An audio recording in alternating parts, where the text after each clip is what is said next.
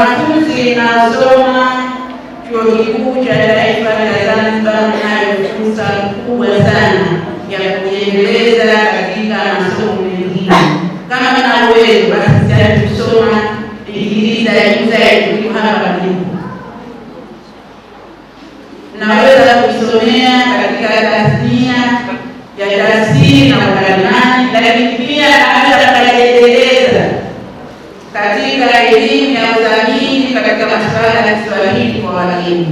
Wanangawa watashindwa na kuhamasisha ndugu zangu.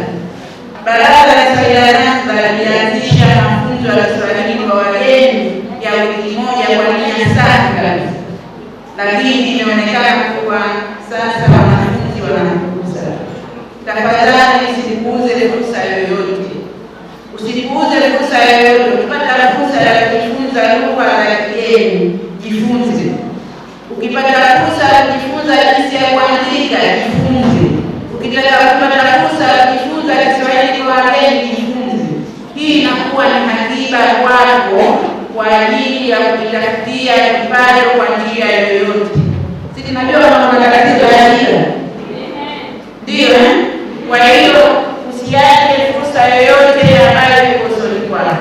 Leo uko Zanzibar, kesho utatembea kwingine. Na fursa ya kushiriki makongamano ni muhimu. Unaweza kwenda kushiriki kongamano ya pembeni. Tunapokuwa katika shule za Kiswahili nasema ndio uone Kiswahili kinavyolipa. Inawezekana umejifunza Kiswahili lakini umepata njia ya kutembea na neno tofauti. Nafikiri mwanangu pale atalimba mkono ameshatembea kwa tofauti ya Tanzania bara. Sijui kama ndio ameenda, lakini kuna wanafunzi wengine wameshaenda nje ya nchi kwa kupitia Kiswahili. Kwa hiyo msiache fursa hata dakika moja ya kupita ya aina yoyote ya Kiswahili. Aidha, kuhamasisheni pia mpende kusoma vitabu.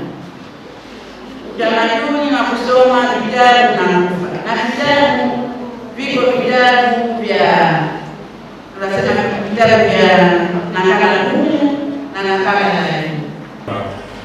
Wanachama wanakuwa wanakuja na kuwepo na kuondoka kwa kumaliza masomo yao.